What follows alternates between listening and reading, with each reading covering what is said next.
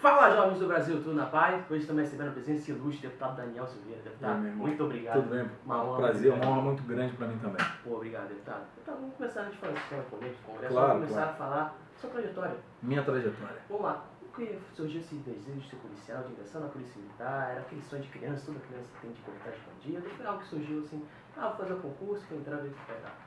Não, jamais. Exatamente isso. O que tu falou chega até me arrepiar.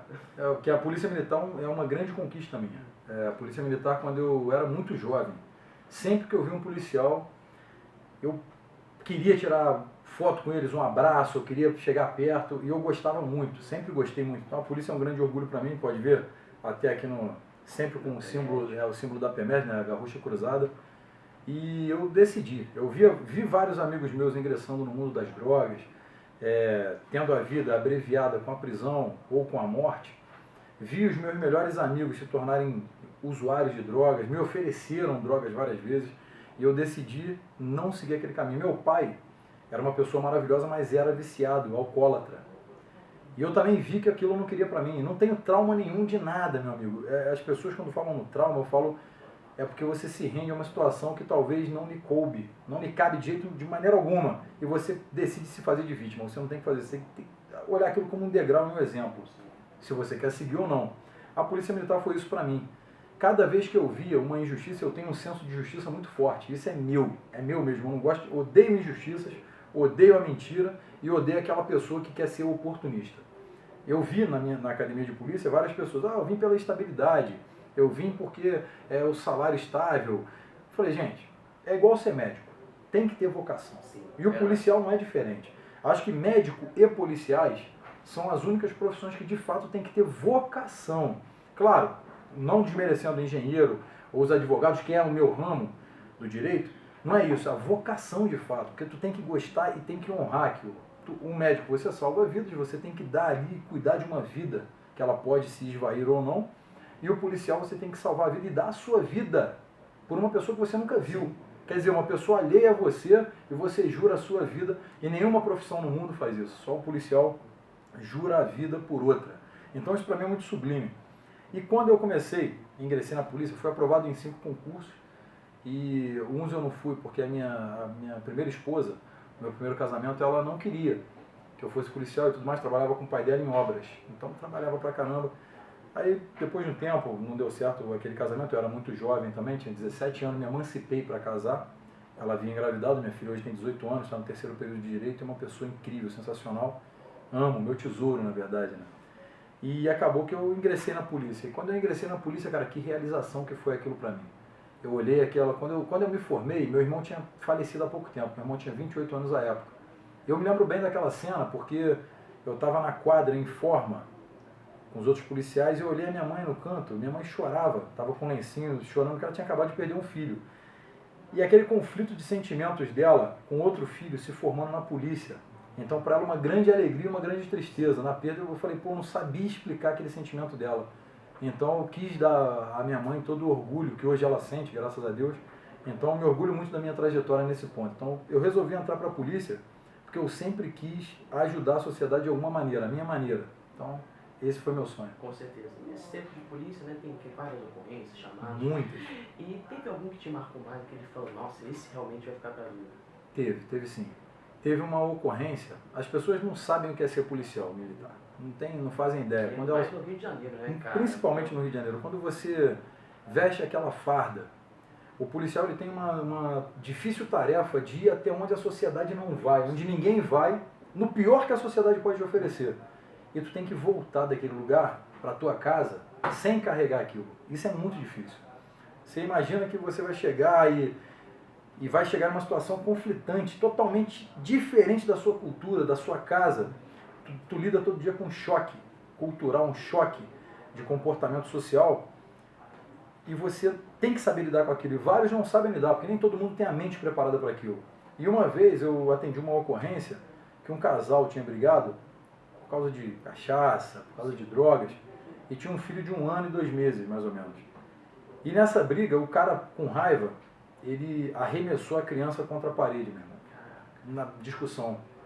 E a criança bateu aí com a cabeça na parede, foram dormir, e daqui a pouco acionaram lá a sala de operações, nós fomos direcionados para a ocorrência, e lá chegando o bebê veio a óbito, né? Evidentemente um coágulo no cérebro, e morreu. Aquela cena ali me marcou, porque eu não conseguia olhar para minha filha vai fazer 4 anos, a mais nova, eu não conseguia olhar para ela sem sentir arrepio durante uns 4 meses, né? Porque eu imaginei aquela cena, eles brigando, quer dizer, o descontrole por conta de um vício. Sim. Aí mataram uma criança, ele dormiu, viram que estava gelado, a criança morta. Então essa ocorrência me marcou muito, eu me senti muito triste por perder aquela vida por conta de um vício que alguém nutre, falando que é bom, é livre e tudo mais. Então essa me marcou. Já vi muitas coisas ruins, muitas pessoas mortas, já conflitei várias vezes narcoterroristas, né, que nós falamos, né, chefes de facções ou traficantes e tudo mais, mas essa ocorrência especial, quando se trata de criança, toca muita gente. Essa foi a que mais marcou. Isso é complicado. Agora vamos falar dessa transição, né, da polícia para a política. Como que você já começou a se interessar por política? Vou me lançar de deputado federal? Como que surgiu isso? Essa é outra história que eu me orgulho muito. Eu sei que a síntese tem que ser breve por conta do nosso tempo, mas foi assim, eu trabalho com política desde 2006, então eu já conheço bem a política. Nunca estive inserido em grupo nenhum, principalmente os grupos da antiga política, né? Aqueles políticos que tinham grupos hegemônicos de poder durante décadas, mas eu ajudava, como cabo eleitoral, a pessoas que eu confiava. Eu falava, olha, acho que eu vou ajudar essa pessoa. E acabei aprendendo muito na política. Só que sempre falei, tive vários convites para vir candidato a vereança, né, vereador. Sempre recusei, falei, não quero, eram sempre os mesmos grupos, então eu falei, não quero. E sou eleitor do Bolsonaro desde 2006. E do Flávio desde 2003, o primeiro mandato dele. E poucas pessoas conheciam eles, assim, era bem menos abrangente o universo de eleitorado deles. E eu fazia campanha para eles. Então, quem você vota? Meu candidato federal é Jair Bolsonaro. Quem é esse cara? Pô, o cara era capitão do exército, ficha limpa, bate lá no Congresso junto com o Enéas, e o Enéas eu não podia votar, Enéas de São Paulo, mas minha inspiração política é o Enéas, e hoje o Bolsonaro, desde aquela época o Bolsonaro também. Aí votava nele, então eu falei, um dia se eu tiver que entrar na política, eu quero estar com esse cara. E acabou que eu comecei a dar minhas opiniões na internet, eu tive páginas muito fortes na internet que foram tolhidas pelo Facebook, na época eles cortam páginas com grande alcance, principalmente de viés conservador. Aí então, em 2016, nós levamos o Bolsonaro à minha cidade de Petrópolis, cidade que, eu sou apaixonado por aquela cidade, não largo lá de jeito nenhum, sou nascido e criado lá. Aí eu levei ele até lá, e ele já costurando uma ideia talvez de ser candidato à presidência. E lá ele viu um evento para 2.000 pessoas, muito bem elaborado, muito bem organizado, filtrado, ninguém da esquerda conseguiu penetrar para fazer balbúrdia. Alguns esquerdistas ficaram do lado de fora, o 30 ali fazendo um barulhinho, que a esquerda só sabe fazer barulho, né? Não sabe de fato concatenar. Só a nuvem lacradora deles. Então ele percebeu a força que tinha, ele palestrou, e eu fiquei olhando ele falando ali no palco, e o Flávio ao lado dele. Eu falei, é com esses caras que eu vou entrar para a política, porque neles eu confio. Então eu comecei a costurar também a minha candidatura. Eu tinha ingressado na faculdade de Direito em 2013 para 2014, e na aula de Direito Penal, no meu terceiro período, eu falei com o professor, essa lei penal é um absurdo, que é a bandidolatria e tudo mais. Ele, se é um deputado federal, tu consegue mudar. Eu falei, então vou me candidatar e vou ser eleito. Alguns da turma deram aquele sorrisinho, né? Falou, mas você tem milhões para... Eu falei, eu vou ser eleito 100 milhões. Não vou ter milhões para gastar. Não vou ter fundo eleitoral. Eu vou ir na minha ideia, na ideia que eu puder compartilhar. Ele ficou assim meio incrédulo, né? Normal. Sim. Mas eu usei de fundo eleitoral 0 centavos, 0. E coloquei 8 mil e alguma coisinha meus. Sendo que parte desses 8 mil foram mais de doação, né? 3 mil e pouco foi em doação de material, que nós passamos por dentro, tudo para poder contabilizar. Só não contabilizamos, que é permitido na lei, o dinheiro de comida que você come na rua, que era um almoço, você não precisa, e a gasolina, porque eu utilizei meu próprio carro. Se fosse outro carro, deveria passar pelo sistema. Como era minha gasolina no meu carro, não precisou. E eu utilizei meu carro. Até, na verdade, até gastou demais o meu carro. Enfim, eu entrei nessa corrida, nessa toada. A minha campanha, se a gente tivesse tempo, eu contaria, foi como um sonho, cara. Aquilo ali foi como um sonho, meu irmão. A minha campanha foi voto a voto, porta a porta. Eu só trabalhei o meu município e mais 2 ali adjacentes. que foi São Francisco de Itabapuana. Descendo, eu parei em Campos rapidinho, só que em Campos já tinha o candidato deles ali. E também em Rio das Ostras e Petrópolis. Aí fui a Teresópolis um dia só distribuindo um material. O meu material ele ficou retido no meu município. Eu não distribuí um material no estado do Rio porque eu não tinha tanto material e nem tinha dinheiro para botar pessoas. E pouco me importei com isso, fui pela rede. E eu fui votado dos 92 municípios em 90. Pô, só 2 que eu não recebi um voto. Aí eu falei assim, cara, quando eu fui abrindo as urnas, eu ia olhando na minha cidade, o deputado teve 48 votos, eu tinha 180. O deputado tinha 100, eu tinha 320. E eu tenho tudo isso guardado. Eu guardei. Eu falei assim, cara, isso aqui é voto a voto. Enquanto outro deputado, outro candidato, ele já tinha mandato, já é de um sistema, o mecanismo que a gente fala de corrupção, e ele tinha máquina, nomeações e nomeações no estado inteiro. Hoje, se você puxar, você pode puxar, eu não tenho um nome indicado, não indiquei ninguém. E eu não fiz isso porque a partir do momento que você estende a mão e aperta a mão para alguém, tu passa a dever. E se tu deve, tu não cobra. Tu tem rabo preso. Isso é uma coisa que eu não quis fazer, meu irmão. Então, eu dou valor a cada voto que eu recebi. Cada um deles. E falei, eu vou honrar cada um dos que votaram em mim e vou honrar cada um que não votou também, seja de esquerda ou de direita. Claro que a esquerda me bate pra cacete, porque eu sou ultraconservador, mas eu também, o meu trabalho também é relativizado a eles. Se eu atender aqui com um projeto de lei, ou contemplando, como eu contemplei a saúde, 22 milhões, eu estou atendendo esquerda e direita aqui. Então eu não quero saber, não, 22 milhões só para conservador, não. Quero que atender aqui esquerda e direita. Eu quero que um dia o mundo compreenda que esse antagonismo, essa polarização, que ela é tóxica e pode gerar até letalidade e conflitos civis, que isso se extirpa. Venha ser extirpado um dia e nós possamos entender que a nossa ideologia, eu sou de direita, o outro, o João é de esquerda, que nós possamos coexistir dentro do respeito mútuo entre si, né? Respeitando e debater no campo das ideias. E o que a gente tem que fazer com a esquerda e a direita? Matar o esquerdista? Não, claro que não. O que a gente tem que fazer? A esquerda só tem um perigo. Quando dessa matula aqui, ó, eu costumo chamar de matula, né? Esse aqui eu chamo de eleitor médio. O eleitor da esquerda é um eleitor médio, ele é incapaz de decodificar a realidade dos fatos. Por isso que ele defende a ideologia esvaziada. Eles não são perigosos. O perigo da esquerda é quando um deles ascende ao poder. Esse é o perigo da esquerda, porque aí ele passa então a ser o dono da formação da opinião. E ele consegue satelizar opiniões por vários países. Esse é o perigo da esquerda, porque ele consegue, com esses doutrinados aqui, fazer um exército paralelo. Isso é perigoso.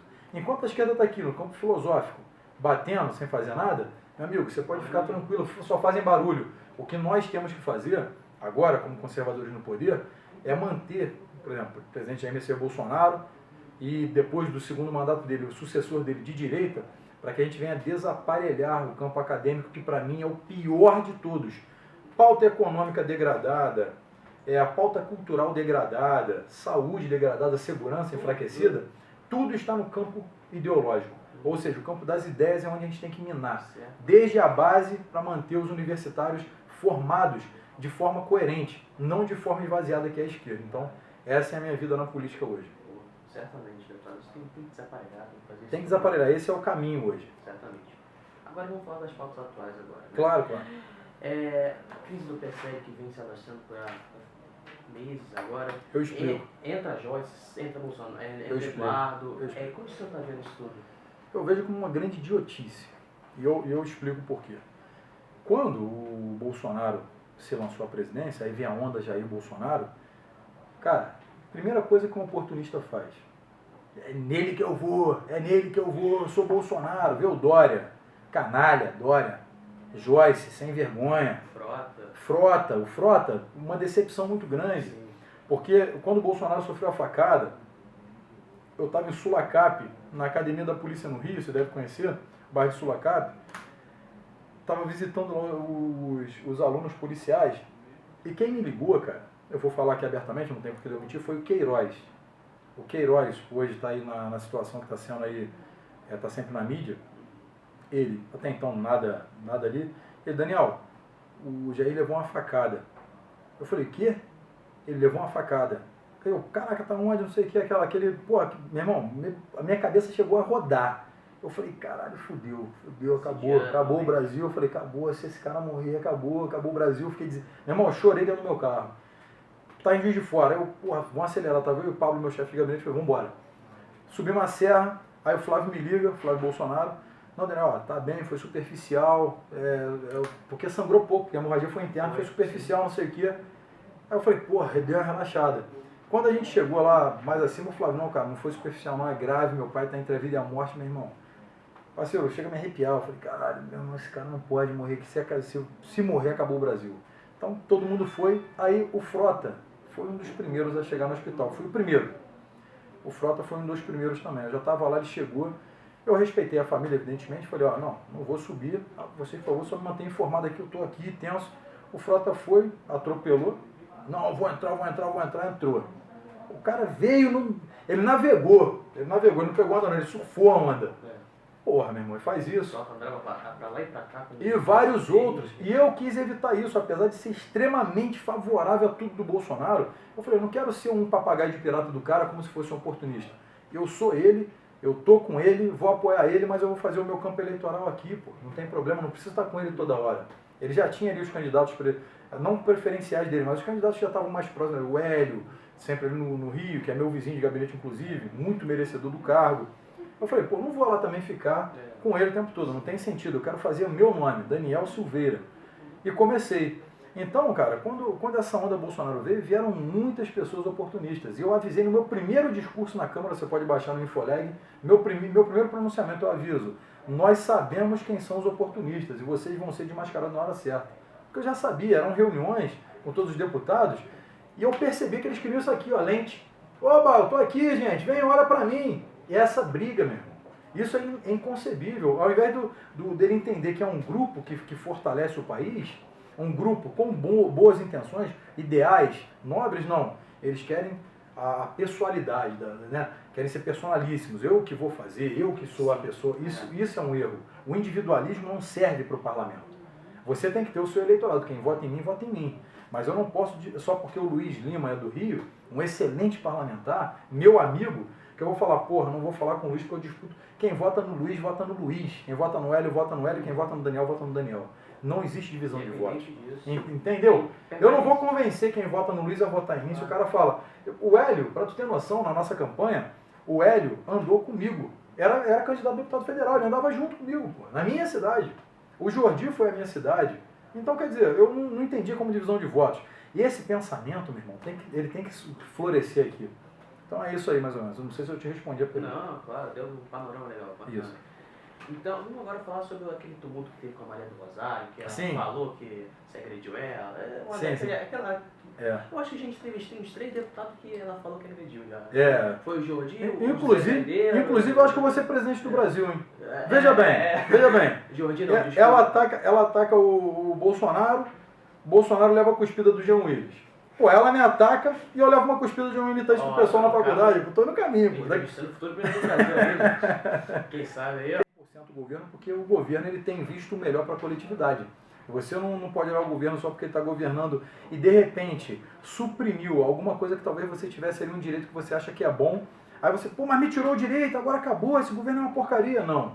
Você vai analisar até o final dessa linha. O que ele vai me trazer no futuro? Aí você tem que pensar na sua filha. Eu não tenho que pensar em mim. Eu não penso em mim como futuro de país. Eu não sou mais o futuro do país. Eu estou fazendo para quem vai trazer o futuro. Isso não é clichê.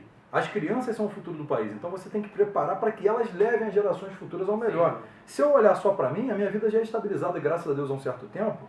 Antes de entrar para a política, né, já empresa, meus carros, minha casa, eu tenho o meu espaço muito bem valorizado. Então já estava muito bem estabilizado.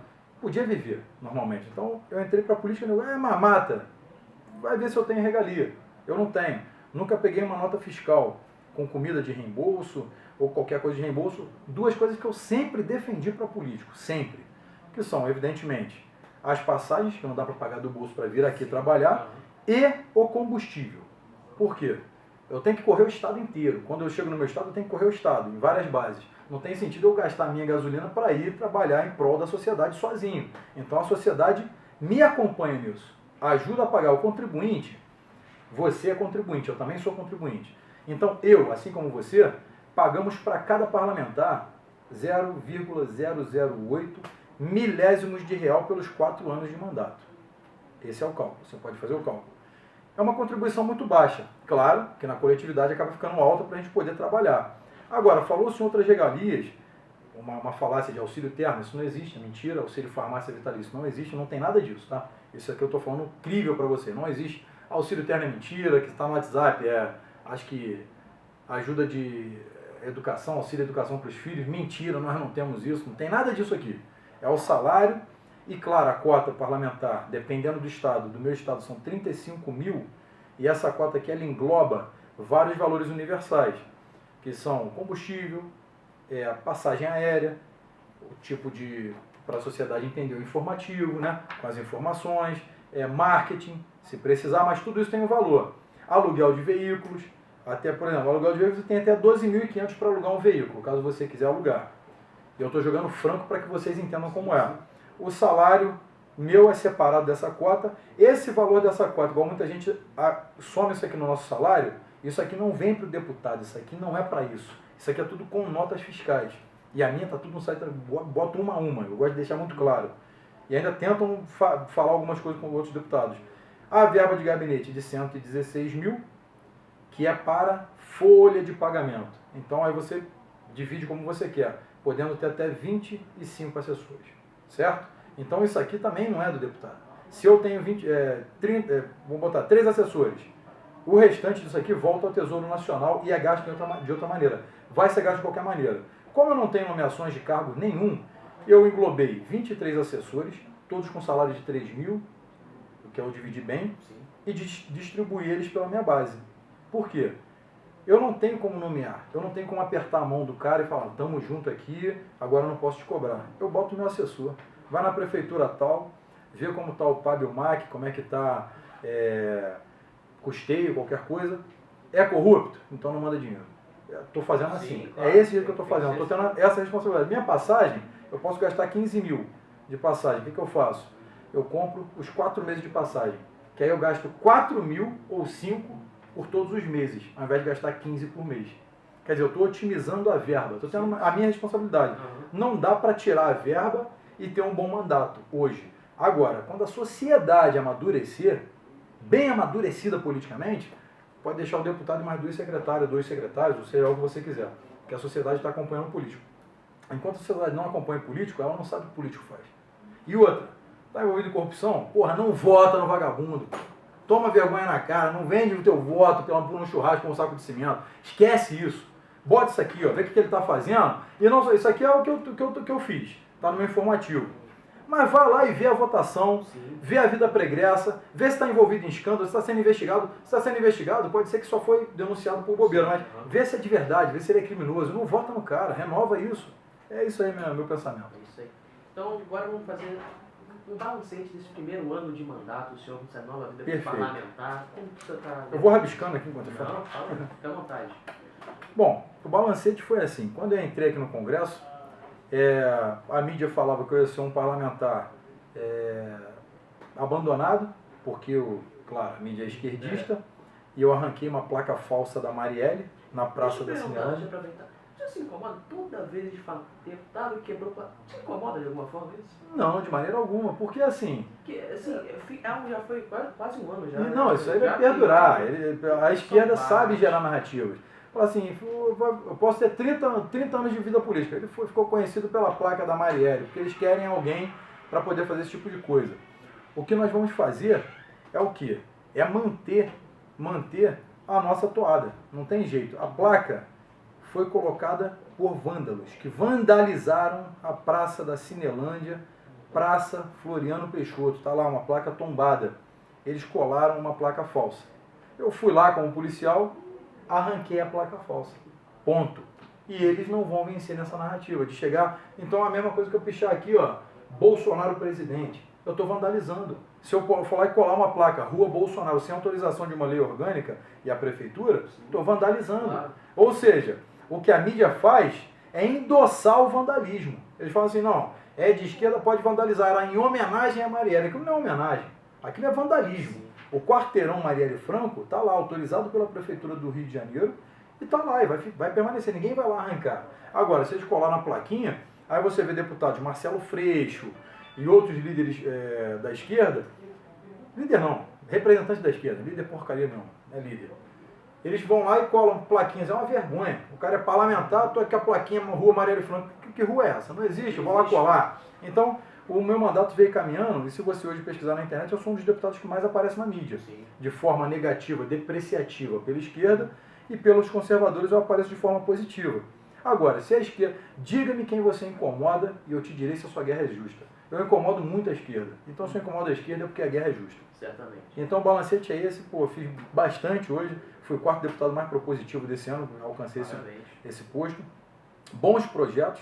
Na verdade, alguns, claro, a esquerda sentou em cima para não passar. Mas a gente vai tentar aprovar muitos projetos e buscar muitas coisas para vocês. E, no mais, quero agradecer a cada pessoa que votou. Não sei se está terminando, tá? Tá terminando. Cada pessoa que votou em mim, cada pessoa que não votou também, contem com o mandato. A gente está aqui justamente para aglutinar e somar com vocês, tá certo? Então não me importa se a pessoa tem ideologia diferente. Se eu puder ajudar, eu vou ajudar de alguma maneira. Então, pessoal, esse foi o deputado Daniel Silveira, deputado, mais uma vez. Pô, eu que agradeço. Obrigado eu. Pessoal, parabéns por ser tão jovem e comprometido com o país. Muito obrigado, deputado. Pessoal, deixe seu like, se inscreva no canal, compartilhe o vídeo e não deixem de tocar o sininho. Valeu, pessoal. Tamo junto. Falou.